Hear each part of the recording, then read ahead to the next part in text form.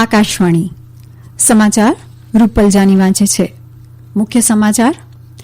પ્રધાનમંત્રી નરેન્દ્ર મોદી આજે grand challenges વાર્ષિક બેઠકના ઉદઘાટન સત્રમાં સંબોધન કર્યું. પ્રધાનમંત્રી નરેન્દ્ર મોદીએ કહ્યું, સરકાર દ્વારા કરાયેલા માળખાગત સુધારાઓથી ભારત વૈશ્વિક સ્તરે શિક્ષણનું કેન્દ્ર બનશે. મૈસૂર યુનિવર્સિટી પદવીદાન સમારંભમાં કર્યું સંબોધન. બિહાર વિધાનસભા ચૂંટણીના બીજા તબક્કા માટે ઉમેદવારીપત્રો પાછા ખેંચવાનો આજે અંતિમ દિવસ. ત્રીજા તબક્કા માટે ઉમેદવારીપત્ર ભરવાનો આવતીકાલે અંતિમ દિવસ. કેન્દ્રીય આરોગ્ય મંત્રી ડોક્ટર હર્ષવર્ધને કોરોના સંક્રમણને અટકાવવા ગુજરાતે કરેલી કામગીરીની પ્રશંસા કરી. નાયબ મુખ્યમંત્રી અને આરોગ્ય મંત્રી નીતિન પટેલ સાથે વીડિયો કોન્ફરન્સના માધ્યમથી કરી સમીક્ષા. અને કલકત્તા વડી અદાલતે પશ્ચિમ બંગાળમાં દુર્ગા પૂજા પંડાલમાં કોરોના મહામારીને ધ્યાનમાં રાખીને લોકોના પ્રવેશ પર પ્રતિબંધ જાહેર કર્યો. સમાચાર વિગતવાર. પ્રધાનમંત્રી નરેન્દ્ર મોદીએ આજે ગ્રાન્ડ ચેલેન્જીસની વાર્ષિક બેઠકના ઉદઘાટન સત્રમાં મુખ્ય સંબોધન કર્યું. આ સંસ્થા સ્વાસ્થ્ય અને વિકાસના ક્ષેત્રમાં છેલ્લા 15 વર્ષથી કામ કરી રહી છે. પ્રધાનમંત્રીએ પોતાના સંબોધનમાં જણાવ્યું કે ભારતની વસ્તી અન્ય પશ્ચિમના દેશો કરતાં ઘણી વધારે હોવા છતાં કોવિડ મહામારીમાં દેશમાં લીધેલા અસરકારક પગલાંના કારણે સંક્રમણ વધતું અટકાવવામાં મદદ મળી છે. ભારતમાં કોવિડથી સાજા થવાનો દર 88.26 છે, તેમજ મૃત્યુદર પણ અન્ય દેશો કરતાં ઓછો છે. 3 દિવસ ચાલનારી આ વર્ચ્યુઅલ બેઠકમાં વિશ્વના 40 દેશોના 1600 જેટલા પ્રતિષ્ઠિત નેતા, વૈજ્ઞાનિક અને સંશોધનકર્તા ભાગ લેવાના છે. તેમાં મુખ્યત્વે કોવિડથી ઉભા થયેલા પડકારો અંગે ચર્ચા કરવામાં આવશે. આ બેઠકનું આયોજન આ વર્ષે વિજ્ઞાન અને ટેકનોલોજી મંત્રાલયે Bill and Melinda Gates foundation સાથે મળીને કર્યું છે. આ બેઠકને આરોગ્ય મંત્રી ડોક્ટર હર્ષવર્ધન પણ સંબોધિત કરશે.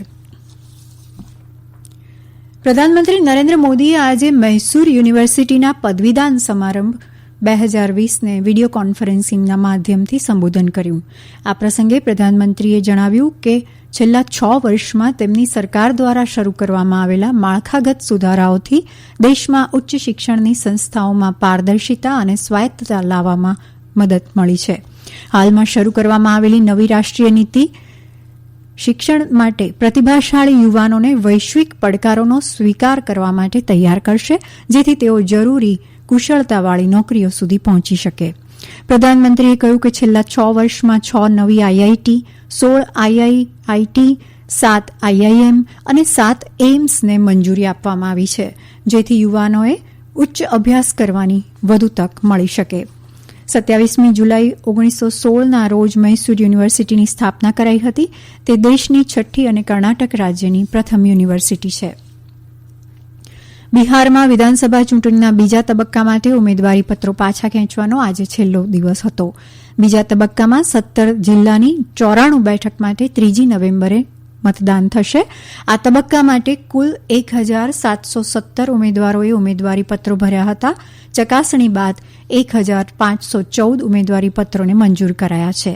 ઉલ્લેખનીય છે કે ત્રીજા તબક્કા માટે ઉમેદવારીપત્રો ભરવાનો કાલે અંતિમ દિવસ છે. દરમિયાન પ્રથમ અને બીજા તબક્કા માટે ચૂંટણી પ્રચાર વેગવાન બન્યો છે.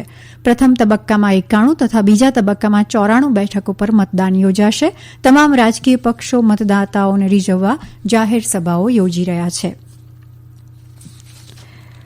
કેન્દ્રીય આરોગ્ય મંત્રી શ્રી હર્ષવર્ધને દેશમાં પ્રવર્તી રહેલ કોરોના વાયરસ સંદર્ભે તથા આગામી તહેવારોમાં કોરોનાનું સંક્રમણ વધે નહીં એ માટે પૂરતી તકેદારી સાથે કામ કરવા માટે ગુજરાતના નાયબ મુખ્યમંત્રી અને આરોગ્ય મંત્રી શ્રી નીતિનભાઈ પટેલ સાથે રાજ્ય સરકાર દ્વારા કરવામાં આવી રહેલ કામગીરીની વીડિયો કોન્ફરન્સ માધ્યમ દ્વારા સમીક્ષા કરી હતી. તેમણે રાજ્ય સરકારે કરેલી કામગીરીને બિરદાવીને અભિનંદન પાઠવ્યા હતા. આ કોન્ફરન્સમાં રાજ્યના વિવિધ જિલ્લાના કલેક્ટરશ્રીઓ પણ જોડાયા હતા. કેન્દ્રીય આરોગ્ય મંત્રીએ કોન્ફરન્સનો હેતુ સ્પષ્ટ કરતા કહ્યું હતું કે ગુજરાતે કોરોનાના સંક્રમણને અટકાવવા માટે શ્રેષ્ઠ કામગીરી કરી છે. આગામી તહેવારોમાં પણ પૂરતી તકેદારી અને એસઓપી અનુસાર જનજાગૃતિ સાથે કામગીરી કરવા ભારપૂર્વક અનુરોધ કર્યો હતો. રાજ્ય સરકારે સંક્રમણને અટકાવવા માટે જે દ્રઢ નિર્ણયો લીધા છે તેના પરિણામે આ સફળતા મળી છે. તેમણે ઉમેર્યું હતું કે ગુજરાત સરકારે ધન્વંતરી રથ દ્વારા ઘર આંગણે જ સારવાર આપવાનો નવતર આયામ હાથ ધર્યો છે. તે દેશ માટે નવી રાહ ચીંધનારો છે. નાયબ મુખ્યમંત્રી નીતિન પટેલે કોરોના સંક્રમણ અટકાવવા રાજ્ય સરકારે લીધેલા પગલાંની માહિતી આપી હતી. તેમજ ગુજરાતે છેલ્લા 9 માસમાં કરેલી કામગીરી અને લીધેલા દ્રઢ નિર્ણયોથી કેન્દ્રીય મંત્રીશ્રીને માહિતગાર કર્યા હતા. આ બેઠકમાં આરોગ્ય વિભાગના અગ્ર સચિવ ડોક્ટર જયંતિ રવિ, આરોગ્ય કમિશનર શ્રી જયપ્રકાશ શિવહરે અને ઉચ્ચ અધિકારીઓએ હાજર રહીને વધુ માહિતી આપી હતી. આ સમાચાર આકાશવાણીના છે. હવે આપ વધુ સમાચાર કોરોના અંગેના સંદેશ બાદ સાંભળશો.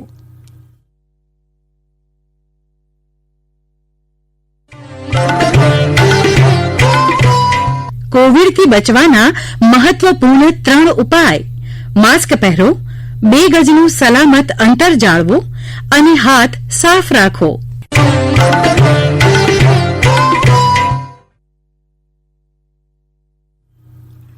પશ્ચિમ બંગાળમાં આજે કલકત્તા વડી અદાલતે લગભગ બધા જ દુર્ગાપૂજા પંડાલમાં કોરોના મહામારીને ધ્યાનમાં રાખતા લોકોના પ્રવેશ પર પ્રતિબંધ જાહેર કર્યો છે.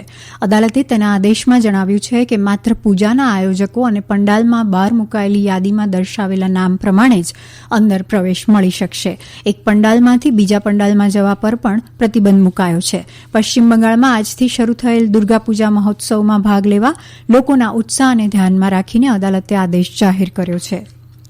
ગૃહ રાજ્યમંત્રી જી કિશન રેડ્ડીની 2 દિવસની લેહ લદ્દાખની મુલાકાત સંપન્ન થઈ છે. લેહમાં પત્રકારો સાથેની વાતચીતમાં તેમણે કહ્યું કે લેહ પર્વતીય પરિષદની ચૂંટણી બાદ કેન્દ્ર લદ્દાખ પ્રદેશમાં રોજગારીના નવા અવસર, ભૂમિ, સંસ્કૃતિ અને ત્યાંની ભાષાના સંરક્ષણ અંગે એક કાયદો બનાવશે.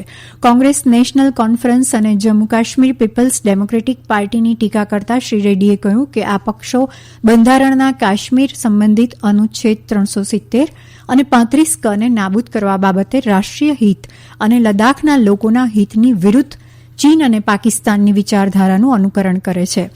તેમણે સ્પષ્ટપણે જણાવ્યું કે કેન્દ્ર શાસિત પ્રદેશ લદ્દાખની રચના મૂળભૂત ઢાંચો, શિક્ષણ, આરોગ્ય અને પર્યટન ક્ષેત્રમાં સમગ્ર વિકાસ માટે કરવામાં આવી છે. તેમણે કહ્યું કે જોજીલા ટનલ એ લદ્દાખના લોકોને મોદી સરકારનું આશ્વાસન છે.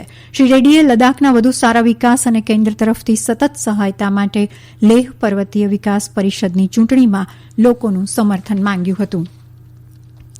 લઘુમતી બાબતોના કાર્યમંત્રી મુખ્તાર અબ્બાસ નકવીએ આજે કહ્યું છે કે કોરોના મહામારીના કારણે વર્ષ 2021ની હજયાત્રા રાષ્ટ્રીય અને આંતરરાષ્ટ્રીય પ્રોટોકોલ અને દિશા નિર્દેશોને ધ્યાનમાં રાખીને આયોજિત કરાશે. નવી દિલ્હીમાં હજ 2021ની સમીક્ષા બેઠકની અધ્યક્ષતા કરતા શ્રી નકવીએ કહ્યું કે આગામી વર્ષે હજયાત્રા જૂન જુલાઈ 2021માં આયોજિત કરવાનો કાર્યક્રમ છે, પરંતુ આ અંગે અંતિમ નિર્ણય યોગ્ય સમય પર સાઉદી અરેબિયા અને કેન્દ્ર સરકારના દિશા નિર્દેશ અનુસાર કરાશે. રાષ્ટ્રીય મહિલા આયોગે એક મહિલા મંત્રી અંગે વાંધાજનક, અપમાનજનક ટિપ્પણી કરવા બદલ મધ્યપ્રદેશ વિધાનસભામાં વિપક્ષ નેતા કમલનાથ પાસેથી સ્પષ્ટીકરણ માંગ્યું છે. આયોગે કહ્યું છે કે કેટલાક મીડિયા રિપોર્ટમાં જણાવાયું છે કે શ્રી કમલનાથે ડાબરામાં એક રાજકીય સભાને સંબોધન કરતા મહિલા મંત્રી સામે વાંધાજનક અને અપમાનજનક ટિપ્પણી કરી હતી. આયોગે કમલનાથ દ્વારા કરાયેલ બિનજવાબદારીપૂર્ણ, અપમાનજનક નિવેદનની ટીકા કરી છે. આયોગે આ અંગે યોગ્ય કાર્યવાહી કરવા ચૂંટણી પંચને પણ ભલામણ કરી છે. તામિલનાડુના મુખ્યમંત્રી ઈ પલાનીસામીએ પૂરથી અસરગ્રસ્ત તેલંગાણાને 10 કરોડ રૂપિયાની સહાયતા આપવાની જાહેરાત કરી છે. તેમણે તેલંગાણાના મુખ્યમંત્રી ચંદ્રશેખર રાવને પત્ર લખીને આ સહાયથી આપત્તિના સમયે મદદ મળવા માટે અને સંભવિત તમામ મદદ માટે આશ્વાસન આપ્યું છે. ભારતીય સૈન્ય દ્વારા આજે લદ્દાખના ડેમચોક સેક્ટરમાંથી ચીનના એક સૈનિકને પકડી પડાયો છે. સંરક્ષણ મંત્રાલયે એક નિવેદનમાં જણાવ્યું કે પીપલ્સ લિબરેશન આર્મીના આ જવાનની ઓળખાણ કોર્પોરેલ વાંગ યા બોંગના નામે થઈ હતી અને તેને આજે સવારે પૂર્વ લદ્દાખના ડેમચોક સેક્ટરમાંથી પકડવામાં આવ્યો હતો. નિવેદનમાં જણાવ્યા પ્રમાણે તે વાસ્તવિક નિયંત્રણ રેખાથી ભૂલથી ભારતીય પ્રદેશમાં આવી પહોંચ્યો હતો, જ્યાં તેની ધરપકડ કરાઈ હતી. અંતમાં મુખ્ય સમાચાર. પ્રધાનમંત્રી નરેન્દ્ર મોદી આજે ગ્રાન્ડ ચેલેન્જીસની વાર્ષિક બેઠકના ઉદઘાટન સત્રમાં સંબોધન કર્યું. પ્રધાનમંત્રી નરેન્દ્ર મોદીએ કહ્યું કે સરકાર દ્વારા કરાયેલા માળખાગત સુધારાઓથી ભારત વૈશ્વિક સ્તરે શિક્ષણનું કેન્દ્ર બનશે. મૈસૂર યુનિવર્સિટી પદવીદાન સમારંભમાં કર્યું સંબોધન. કેન્દ્રીય આરોગ્ય મંત્રી ડોક્ટર હર્ષવર્ધને કોરોના સંક્રમણને અટકાવવા ગુજરાતે કરેલી કામગીરીની પ્રશંસા કરી. આકાશવાણી પરથી સમાચાર પૂરા થયા.